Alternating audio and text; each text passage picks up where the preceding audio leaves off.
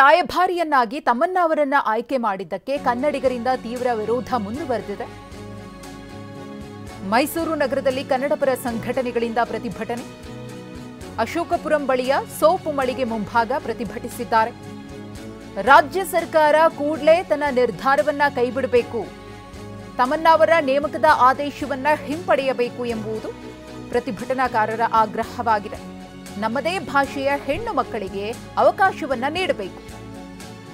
Mysuru sandal soap ಮೇಲೆ ಕನ್ನಡ ಅಕ್ಷರಗಳು ಇಲ್ಲ, ಇಂಗ್ಲಿಷ್ ಭಾಷೆಯನ್ನ ಬಳಸಿ ಕನ್ನಡಕ್ಕೆ ಅಪಮಾನ ಮಾಡಿದ್ದಾರೆ ಅಂತಲೂ ಕಿಡಿಕಾರಿದ್ದಾರೆ. ಇದೇ ಸಂದರ್ಭದಲ್ಲಿ ಸಚಿವರಿಗೆ ಮಸಿ ಬಳಿಯುವ ಕೆಲಸವನ್ನ ಮಾಡ್ತೇವೆ ಅಂತ ಹೇಳಿ ಹೋರಾಟ ನಿರತರು ಎಚ್ಚರಿಕೆಯನ್ನ ಸಹ ಕೊಟ್ಟಿದ್ದಾರೆ. ಗಮನಿಸ್ತಾ ಇದ್ದೀರಿ, ತಮ್ಮನ್ನ ಅವರನ್ನ ಮೈಸೂರು ಸ್ಯಾಂಡಲ್ ಸೋಪ್ಗೆ ರಾಯಭಾರಿಯನ್ನಾಗಿ ನೇಮಕ ಮಾಡಿದಂತಹ ಸರ್ಕಾರದ ನಿರ್ಧಾರವನ್ನ ಖಂಡಿಸಿ ಹೋರಾಟ ಮುಂದುವರೆದಿದೆ.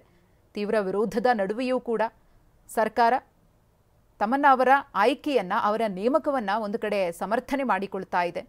ವಿಪಕ್ಷಗಳು ಕೂಡ ತಮ್ಮನ್ನ ಅವರ ಆಯ್ಕೆಗೆ ವಿರೋಧವನ್ನು ವ್ಯಕ್ತಪಡಿಸಿವೆ. ಕನ್ನಡ ಚಿತ್ರರಂಗದ ಅನೇಕ ನಟಿಯರು ಕೂಡ ಆಕ್ಷೇಪವನ್ನು ವ್ಯಕ್ತಪಡಿಸಿದ್ದಾರೆ. ನಮ್ಮಲ್ಲೇ ಇರುವವರಿಗೆ ಅವಕಾಶವನ್ನ ಮಾಡಿಕೊಡಬಹುದಿತ್ತು.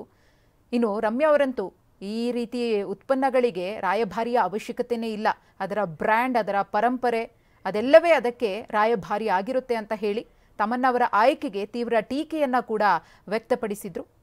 ಇದೀಗ ಕನ್ನಡಪರ ಸಂಘಟನೆಗಳಿಂದ ಹೋರಾಟ ಮುಂದುವರೆದಿದೆ. ರಾಜ್ಯ ಸರ್ಕಾರಕ್ಕೂ ಎಚ್ಚರಿಕೆಯನ್ನ ಕೊಟ್ಟಿದ್ದಾರೆ, ನಿಮ್ಮ ನಿರ್ಧಾರವನ್ನ ಕೈಬಿಡಬೇಕು ಅಂತ.